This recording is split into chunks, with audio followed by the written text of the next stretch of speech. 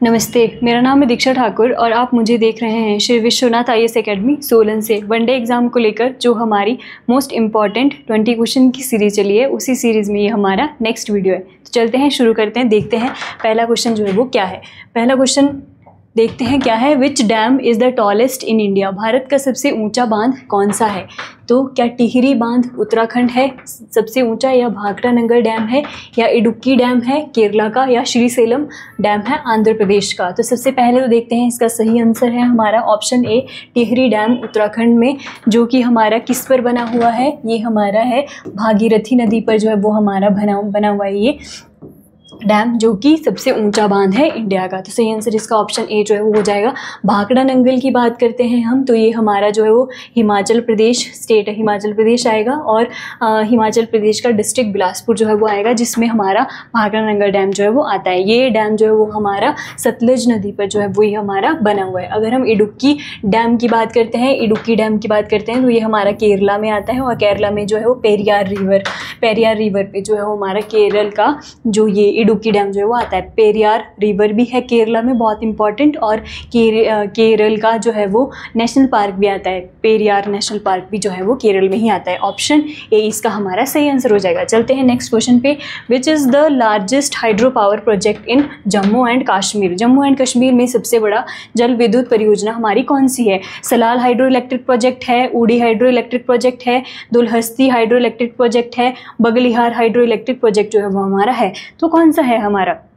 देखो, जितनी भी प्रोजेक्ट दिए हैं हमारे सारे के सारे जो है वो J&K में है। सलाल जो है वो हमारा चिनाब नदी पर जो है वो आता है, उड़ी जो है वो हमारा ये झेलम नदी पर जो है वो आता है, दुलहस्ती अगेन हमारा चिनाब नदी पर है, बगलिहार जो प्रोजेक्ट है हमारा वो भी अगेन हमारा चिनाब नदी पर है। तो इनमें से कौन सा जो है वो सबसे बड़ा जो है वो है J&K का? तो वो है हमारा बगलिहार हाइड्रो इलेक्ट्रिक प्रोजेक्ट। ये चिनाब नदी पर है और जम्मू एंड कश्मीर में है, और सबसे बड़ा जम्मू एंड कश्मीर का हाइड्रो इलेक्ट्रिक प्रोजेक्ट है। चिनाब नदी की बात करें तो ये चिनाब नदी हमारी जो है वो चंद्रा और भागा दो नदियां हैं, जो तांडी नामक जगह पर लाहौल एंड स्पीति में हिमाचल प्रदेश का एक डिस्ट्रिक्ट है, वहाँ पे जो है वो मिलती है। उसके बाद जो एक सिंगल रिवर आगे बनती है, उसी को हम चिनाब नदी जो है वो बोलते हैं। चिनाब नदी जो है वो लाहौल स्पीति डिस्ट्रिक्ट के बाद जो है वो डिस्ट्रिक्ट चंबा में जो है वो एंटर करती है। डिस्ट्रिक्ट चंबा के बाद जो है वो हिमाचल प्रदेश को छोड़कर जो है वो जम्मू एंड कश्मीर में प्रवेश जो है वो हमारी करती है। और उसी J&K में बगल विहार जल विद्युत परियोजना है, जो कि चिनाब नदी पर है, और J&K की सबसे बड़ी प्रोजेक्ट हाइड्रो इलेक्ट्रिक प्रोजेक्ट भी जो है वो हमारा है। चलते हैं नेक्स्ट क्वेश्चन पे। नेक्स्ट क्वेश्चन है, the amendment that made the election of president and vice president by an electoral college। कौन सा संशोधन राष्ट्रपति और उपराष्ट्रपति के चुनाव को निर्वाचक मंडल द्वारा करवाने वाला जो है वो है? क्या वो 7th अमेंडमेंट है, 61th अमेंडमेंट है, 44th अमेंडमेंट है, या नन ऑफ द जो है वो है? तो कौन सा है? पहले तो हम देखते हैं 7th अमेंडमेंट। 7th अमेंडमेंट हुआ था 1956 में। इसके तहत क्या हुआ था कि कोई भी जो 2 स्टेट हैं उनका एक कॉमन गवर्नर हो सकता है, तो ये बोलता है 7th अमेंडमेंट। तो 61th अमेंडमेंट हुआ था हमारा 1989 में, राजीव गांधी जी के टाइम जो है वो हुआ था। इसमें क्या था कि जो वोट देने की एज है वो 21 से घटाकर हमारी 18 साल कर दी गई थी इस अमेंडमेंट के थ्रू। 44th अमेंडमेंट तो आपको सभी को पता होगा, जो हमारा राइट टू प्रॉपर्टी था उसको फंडामेंटल राइट से हटाकर हमने लीगल राइट जो है वो बना दिया था। तो इसमें तो हमने कोई नहीं देखा, तो none of the above, option D जो है वो इसका सही आंसर हमारा हो जाएगा। जो ये इलेक्टोरल कॉलेज होता है प्रेसिडेंट का और वाइस प्रेसिडेंट का, ये हमारे बेसिक कॉन्स्टिट्यूशन का पार्ट है, अमेंडमेंट के थ्रू नहीं जोड़ा था, पहले से हमारे कॉन्स्टिट्यूशन में जो है वो था। तो नन ऑफ द अबव इसका हमारा सही आंसर हो जाएगा। चलते हैं नेक्स्ट क्वेश्चन पे। The amendment that introduce the goods and service tax GST इस GST को इंट्रोड्यूस करने वाला अमेंडमेंट हमारा कौन सा था? 101वां amendment, 73rd amendment, 92 amendment, 99 amendment, कौन सा था? तो ऑप्शन ए इसका हमारा सही आंसर जो है वो हो जाएगा। 101वां अमेंडमेंट था जो GST को लेकर हुआ था। अगर हम बिल की बात करें तो 122वां बिल था जो GST को लेकर हमारा आया था। GST की अगर हम बात करें तो 1 जुलाई 2017 को हमारा जो है वो GST को लागू कर दिया गया था, और 1 जुलाई को ही हम GST डे भी हम मनाते हैं। GST जो है वो हमारा 4 प्रकार का होता है, जिसमें सेंट्रल GST आता है, स्टेट GST आता है, यूनियन टेरिटरी GST आता है, और इंटीग्रेटेड GST हमारा आता है। तो ऑप्शन ए इसका हमारा कैसा हो जाएगा, सही आंसर जो है वो इसका हो जाएगा। 73rd अमेंडमेंट रिलेटेड है हमारा पंचायती राज से, और 92 अमेंडमेंट है हमारा जो ऑफिशियल लैंग्वेज की शेड्यूल है हमारी, कौन सी 8th शेड्यूल, उसके तहत जो है वो 92 अमेंडमेंट से हमने जो है वो 4 लैंग्वेजेस हमारी जोड़ी थी, जिसमें बोडो, डोगरी, मैथिली और संथाली, ये 4 लैंग्वेजेस हमने 92 अमेंडमेंट से जो है वो जोड़ी थी। तो सही ऑप्शन इसका 101वां, ऑप्शन ए इसका हमारा कैसा हो जाएगा, सही आंसर जो है वो हमारा हो जाएगा। चलते हैं नेक्स्ट क्वेश्चन पे। नेक्स्ट क्वेश्चन क्या है, the hornbill festival is an annual festival celebrated by the tribes of which region. Hornbill festival किस क्षेत्र की जनजातियों द्वारा हर साल मनाया जाता है, north east India, western India, central India या साउथर्न इंडिया, किसके द्वारा मनाया जाता है हॉर्नबिल। हॉर्नबिल जो फेस्टिवल होता है, हॉर्नबिल एक पक्षी होता है, मतलब एक पक्षी है ये, जो नॉर्थ ईस्ट में हमारा मिलता है, स्पेशली नागालैंड में जो है ये मनाया जाता है, और अरुणाचल प्रदेश में भी मनाया जाता है, लेकिन सबसे ज़्यादा नागालैंड में ही मनाया जाता है। तो नागालैंड क्या कहाँ पर आता है, क्या साउदर्न में आता है, नो, सेंट्रल इंडिया में तो नहीं आता, वेस्टर्न इंडिया में नहीं आता, नॉर्दर्न इंडिया यानी कि पूर्वोत्तर भारत। तो ऑप्शन ए जो है वो इसका सही, जो नॉर्थ ईस्ट इंडिया, पूर्वोत्तर भारत, इसमें ही जो है वो हमारा आता है। तो ऑप्शन ए इसका हमारा सही आंसर हो जाएगा। The Surajkund Mela famous for handicrafts is held near which city. हाथ के बने सामानों के लिए प्रसिद्ध सूरजकुंड मेला किस शहर के पास जो है वो आयोजित होता है। बहुत इंपॉर्टेंट है सूरजकुंड मेला, बहुत बार ये एग्जाम में आ चुका है। तो कहाँ पर होता है, हरियाणा में ये होता है, हरियाणा स्टेट में होता है, चंडीगढ़ में होता है, फरीदाबाद में होता है, दिल्ली में होता है, गुड़गांव में होता है। तो ये होता है हमारा फरीदाबाद। ऑप्शन बी जो है वो इसका सही आंसर हमारा हो जाएगा। चलते हैं नेक्स्ट क्वेश्चन पे। नेक्स्ट क्वेश्चन जो है वो क्या बोल रहा है, which of these was the only sports person to receive the Bharat Ratna. इनमें से कौन सा एकमात्र खिलाड़ी है जिन्हें भारत रत्न से सम्मानित किया गया है। सचिन तेंदुलकर को, मिल्खा सिंह को, ध्यानचंद को या फिर कपिल देव को, किसको किया गया। तो एकमात्र खिलाड़ी हैं सचिन तेंदुलकर, जिनको 2014 में जो है वो हमारा भारत रत्न मिल चुका है। ऑप्शन ए जो है वो इसका हमारा सही आंसर हो जाएगा। मेजर ध्यानचंद, जो जिनको हॉकी का जादूगर भी कहते हैं, उनको बोलते हैं major Dhyanchand. In which year was the Rajiv Gandhi Khel Ratna award first introduce. Rajiv Gandhi Khel Ratna पुरस्कार पहली बार किस वर्ष में दिया गया था। पहली बार तो इसका नाम जो है वो चेंज हो चुका है राजीव गांधी खेल रत्न अवार्ड का, इसको बोलते हैं मेजर ध्यानचंद खेल रत्न अवार्ड अब बोलते हैं। पहले इसका नाम ये था राजीव गांधी खेल रत्न अवार्ड। कब शुरू हुए थे, 1985 में, 1991, 92 में, 2000 में या 1978 में। तो ये कब शुरू हुए थे, 1991, 1992 को जो है वो ये हुए थे। ऑप्शन बी जो है वो इसका हमारा कैसे हो जाएगा, सही आंसर इसका हो जाएगा। चलते हैं नेक्स्ट क्वेश्चन पे।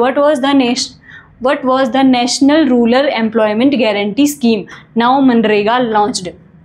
राष्ट्रीय ग्रामीण रोजगार गारंटी योजना, अब जिसे मनरेगा बोलते हैं, कब शुरू हुई थी। 2005 में हुई थी, 2007 में, 2010 में, 2012 में। सही आंसर है इसका 2005। जो हमारा नरेगा था, नरेगा ये जो एक्ट था हमारा, ये एक्ट था हमारा 2005 का एक्ट था। और जब ये लागू हुआ 2006 में, तो इसका नाम जो है वो मनरेगा हो गया, Mahatma Gandhi national rural employment guarantee scheme. तो ये इसका नाम हो गया 2006 में, लेकिन उससे पहले नरेगा था। और नरेगा एक्ट हमारा कौन सा था, 2005 का हमारा ये एक्ट था। तो ऑप्शन ए जो है वो इसका सही आंसर हमारा हो जाएगा। चलते हैं नेक्स्ट क्वेश्चन पे। The Beti Bachao Beti Padhao scheme was launched in which year. Beti Bachao Beti Padhao योजना किस वर्ष जो है वो शुरू की गई थी। 2014 में, 2015 में, 2016 में, 2017 में। तो पहली बार तो ये स्कीम 2015 में जो है वो शुरू की गई थी। और ये कहाँ से शुरू की गई थी, हरियाणा से शुरू की गई थी। हरियाणा में भी कहाँ से, पानीपत से जो है वो ये स्कीम जो है वो शुरू की गई थी, बेटी बचाओ बेटी पढ़ाओ। पहले जो ये पूरे इंडिया में लागू नहीं की गई थी, बाद में जो मतलब अभी के टाइम पे ये पूरे इंडिया में लागू है। तो 2015 में जो है वो लागू की गई थी, और 2025 में अभी एट प्रेजेंट जो है वो इसको 10 साल पूरे हो चुके हैं। तो ये योजना न्यूज़ में है, तो ध्यान रखना 2015 में बेटी बचाओ बेटी पढ़ाओ योजना हमारी लागू की गई थी। चलते हैं नेक्स्ट पे। What was the full form of नीति इन नीति आयोग। नीति आयोग में नीति का फुल का पूर्ण रूप क्या है? National institution for transforming India, national initiative for technical innovation, new India transformation institute, या फिर national institute for trade and industry? तो इसका सही आंसर हमारा ऑप्शन ए होगा, national institute for transforming India. NITI Aayog की अगर हम बात करें तो नीति आयोग हमारा कब बना था? नीति आयोग बना था हमारा 2015 में। जो हमारे प्रधानमंत्री मोदी जी हैं उन्होंने इसको बनाया था, और जो इसके हेड होते हैं वो भी हमारे जो प्राइम मिनिस्टर ऑफ इंडिया ही जो है वो इसके हेड होते हैं। नीति आयोग से पहले कौन सी ऑर्गेनाइजेशन थी जिसको बोलते हैं प्लानिंग कमीशन, योजना आयोग? वो हमारा 1950 में बनाया गया था। योजना आयोग के स्थान पर ही जो है वो 2015 में हमारा नीति आयोग जो है वो बनाया गया, और इसके प्रेसिडेंट कौन होते हैं हमारे? वो होते हैं हमारे प्राइम मिनिस्टर ऑफ इंडिया जो है वो इसके हमारे प्रेसिडेंट होते हैं। तो ऑप्शन ए जो है वो इसका सही आंसर हमारा हो जाएगा। चलते हैं नेक्स्ट पे। What was the main objective of the charter act 1833? मतलब जो हमारा चार्टर एक्ट था 1833 का, उसका मेन एम क्या था?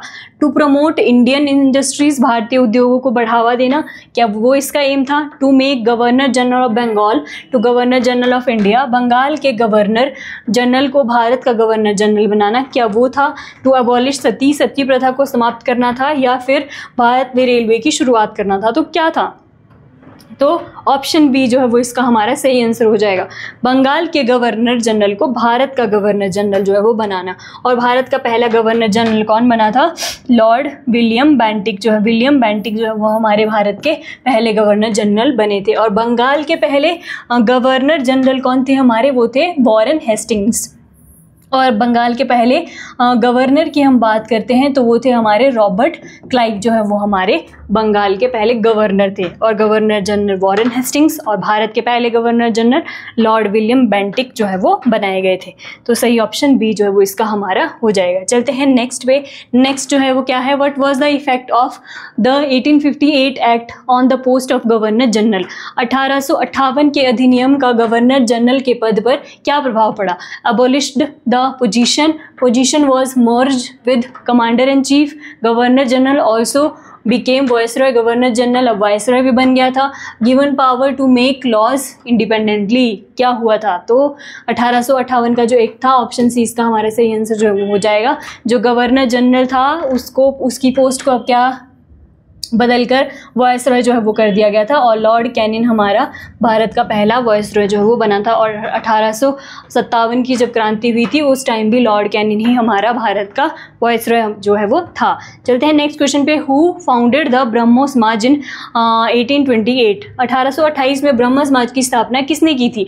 राजा राम मोहन राय ने की थी, स्वामी विवेकानंद ने की थी, ईश्वर चंद्र विद्यासागर ने की थी, या फिर दयानंद सरस्वती ने की थी? तो पहले तो इसका सही आंसर देख लेते हैं। राजा राम मोहन राय ने जो है वो ब्रह्म समाज की स्थापना की थी। स्वामी विवेकानंद की बात करें तो इन्होंने 1897 में रामकृष्ण मिशन की स्थापना की थी। ईश्वर चंद्र विद्यासागर की बात करते हैं तो उन्होंने जो विडो रीमैरिज है, विधवा पुनर्विवाह को करवाने में जो है वो इम्पॉर्टेंट रोल है ईश्वर चंद्र विद्यासागर जी का। दयानंद सरस्वती की बात करें तो इन्होंने आर्य समाज की जो है वो स्थापना की थी। 1875 में जो है वो इन्होंने आर्य समाज की स्थापना करी थी। ऑप्शन ए जो है वो इसका हमारा सही हो जाएगा, ब्रह्म समाज, राजा राम मोहन राय। चलते हैं नेक्स्ट पे। नेक्स्ट जो है वो क्या है? The Satyashodhak Samaj was founded by, Satyashodhak Samaj की स्थापना किसने की थी? गोपाल हरि देशमुख ने, ज्योतिबा फुले ने, बाल गंगाधर तिलक ने, बी.आर. अम्बेडकर ने? तो वो किसने की थी? ज्योतिबा फुले ने की थी। कब की थी? 1873 में जो है वो की थी। अगर हम ज्योतिबा फुले की बात करें तो उनकी एक बहुत इंपॉर्टेंट बुक है, मॉडर्न हिस्ट्री में पूछी जाती है, गुलामगिरी। गुलामगिरी हमारी इनकी बहुत इंपॉर्टेंट बुक है जो पूछी भी जाती है। तो ऑप्शन बी इसका हमारा सही आंसर जो है वो हो जाएगा। बाल गंगाधर तिलक जी की बात करें तो इन्होंने नारा दिया था, स्वराज मेरा जन्मसिद्ध अधिकार है, मैं इसे लेकर रहूंगा। लाल बाल पाल में से एक थे, एक्सट्रीमिस्ट यानी कि गरम दल के नेता थे। इनके दो न्यूज़पेपर हैं जिनका नाम है केसरी और मराठी। केसरी जो है वो इन्होंने इंग्लिश में लिखा था, और मराठी जो है वो इन्होंने केसरी जो है वो इन्होंने मराठी में लिखा था, और जो मराठी जो है वो इन्होंने इंग्लिश में जो है वो लिखा था। अगर इनकी फेमस बुक की बात करें तो गीता रहस्य जो है वो इनकी फेमस जो है वो बुक थी। तो चलते हैं नेक्स्ट क्वेश्चन पे। Which important resolution was passed during the Karachi session of 1931? 1931 के कराची अधिवेशन में कौन सा महत्वपूर्ण प्रस्ताव पारित किया गया था? पूर्ण स्वराज रेजोल्यूशन, या फिर fundamental rights and economic policy, या फिर क्विट इंडिया रेजोल्यूशन, या नॉन कॉपरेशन रेजोल्यूशन? कौन सा जो है वो कराची सेशन हमारा 1931 में हमारा पास किया गया था? तो पहली बात तो कराची सेशन की बात करते हैं। कराची प्रेजेंट में जो है वो पाकिस्तान में है और इसको हेड किया था किसने? सरदार वल्लभ भाई पटेल ने जो है वो इसको हेड किया था 1931 में। तो इसमें हुआ क्या था? तो इसमें हुआ था ऑप्शन बी जो है वो इसका सही आंसर होगा fundamental rights and economic policy की बात जो है वो की गई थी। ऑप्शन बी इसका हमारा कैसा हो जाएगा? सही आंसर जो है वो हो जाएगा। पूर्ण स्वराज की बात करते हैं। पूर्ण स्वराज हमारा 1929 में जो लाहौर का सेशन हुआ था उसमें जो है वो ये पूर्ण स्वराज जो है वो की जो है वो मांग की गई थी और इसको हेड किया था जवाहरलाल नेहरू के द्वारा। भारत छोड़ो आंदोलन जो है वो हमारा 1942 में हुआ था, जिसको वर्धा प्रस्ताव भी जो है वो बोलते हैं, और यही इसका हमारा ऑप्शन बी जो है वो इसका हमारा सही आंसर हो जाएगा। चलते हैं नेक्स्ट क्वेश्चन पे। नेक्स्ट क्वेश्चन जो है वो क्या बोल रहा है? नेक्स्ट क्वेश्चन है, from which countries constitution has India adopted the concept of fundamental rights? Fundamental rights को जो है वो हमने कौन से किस देश से जो है किस देश के संविधान से हमने जो है वो लिया है? पहले तो देखते हैं कि जो हमारे देश का संविधान है उसका सबसे ज़्यादा हिस्सा हमने कहाँ से लिया है? तो वो 1935 का जो एक्ट है उससे हमने सबसे ज़्यादा पार्ट लिया है हमारे कॉन्स्टिट्यूशन का।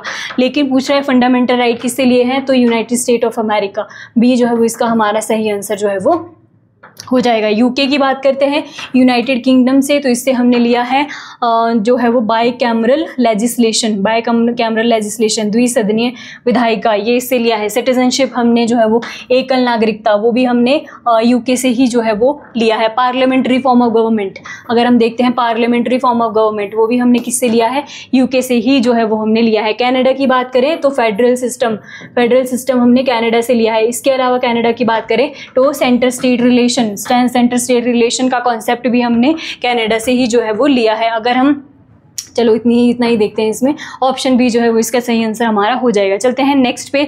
The concept of suspension of fundamental rights during emergency taken from, आपातकाल के दौरान मौलिक अधिकारों को निलंबित करने की अवधारणा किससे ली गई है? कहाँ से ली गई है? जर्मनी से ली गई है, यूएसए से ली गई है, जापान से, या फिर साउथ अफ्रीका से? तो किससे? जर्मनी से। ऑप्शन ए जो है वो इसका हमारा सही आंसर जो है वो हो जाएगा। चलते हैं नेक्स्ट क्वेश्चन पे। नेक्स्ट क्वेश्चन जो है वो क्या बोल रहा है? नेक्स्ट क्वेश्चन है, which of the following is not a method to acquiring citizenship under the citizenship act 1955? निम्न में से कौन सा नागरिकता अधिनियम 1955 के तहत नागरिकता प्राप्त करने का तरीका नहीं है? By birth, obviously by birth से तो होती है। वंश के आधार पर तो होती है, विवाह से नहीं। बाय मैरिज नहीं, मैरिज से नहीं होती। पंजीकरण, हाँ, रजिस्ट्रेशन से तो होती है। तो बाय मैरिज जो है वो इसका नहीं होगा। मैरिज के बाद जो है वो आपको रजिस्ट्रेशन करवाना होगा, उसके बाद आपको मिलेगी, लेकिन मैरिज के बेसिस पे नहीं मिलेगी। उसके बाद रजिस्ट्रेशन के थ्रू जो है वो आपको मिल सकती है सिटीजनशिप। तो सही आंसर इसका बाय मैरिज जो है वो हो जाएगा। चलते हैं नेक्स्ट पे। Under which article of the constitution in the office of attorney general mentioned, Bharat के संविधान के किस अनुच्छेद में महान्यायवादी का उल्लेख जो है वो किया गया है? क्या आर्टिकल 76 में है, क्या आर्टिकल 124 में है, क्या आर्टिकल 280 में है, या आर्टिकल 148 में है? तो अटॉर्नी जनरल ऑफ इंडिया हमारा आर्टिकल 76 में जो है वो ये आता है। इसको कौन अपॉइंट करता है? प्रेसिडेंट ऑफ इंडिया जो है वो इसको अपॉइंट जो है वो करते हैं। ये भारत इनका पहला जो है वो first law officer of India भी इसको बोलते हैं। ये जो है वो हमारे दोनों हाउसेज में, लोकसभा में और राज्यसभा में, दोनों में हाउसेज में जा सकता है, बोल सकता है, लेकिन वोट देने का राइट इसको नहीं है। अगर हम इसकी पोजीशन की बात करें, इसकी पोस्ट की बात करें, तो कैबिनेट मिनिस्टर की जो पोस्ट होती है उसी के लेवल की पोस्ट ही होती है अटॉर्नी जनरल ऑफ इंडिया। और अगर हम एट प्रेजेंट हमारे अटॉर्नी जनरल हमारे वेंकटा रमणी जी जो है वो हमारे वेंकटा रमणी हमारे at present attorney general of India हैं। आर्टिकल 124 की अगर हम बात करें तो ये हमारा सुप्रीम कोर्ट से रिलेटेड है। 280 की बात करें तो ये हमारा फाइनेंस कमीशन से रिलेटेड है। आर्टिकल 148 की बात करें तो ये हमारा CAG, controller and auditor general of India से जो है वो रिलेटेड है। अटॉर्नी जनरल पूछ रहा है, आर्टिकल 76 जो है वो इसका हमारा सही आंसर जो है वो हो जाएगा। तो ये थे आज की वीडियो के मोस्ट इम्पॉर्टेंट 20 क्वेश्चंस। अगर आपको सीरीज़ मतलब इसकी सीरीज़ या फिर टेस्ट सीरीज़ जो हमारी टीजीटी को लेकर स्पेशली जो एग्ज़ाम भी आ रहा है उसकी अगर आपको टेस्ट सीरीज़ लेनी है तो आप जो है वो स्क्रीन पर दिए गए जो कॉन्टैक्ट है उसके थ्रू जो है वो मतलब सीरीज़ के बारे में पता कर सकते हो। तो आज की वीडियो में इतना ही। धन्यवाद।